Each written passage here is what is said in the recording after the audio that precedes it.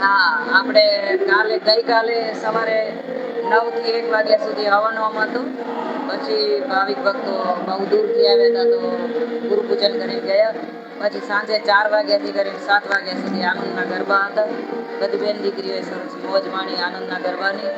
પછી સવારથી માતાજી જગદંબાની આરતી, ભોળાનાથની આરતી, પછી ગુરુ પૂજન, પછી આ સંતવાણી અને ચારેય દિશાઓમાંથી ચૂંડડી, પૂંડડી, તુંબડી, ગજોડ, નાના રહ્યા, મોટા રહ્યા, બંદરા, ચકાર, કોટડા, ચામુડીથી બધા ભાવિક ભક્તો પધાર્યા છે.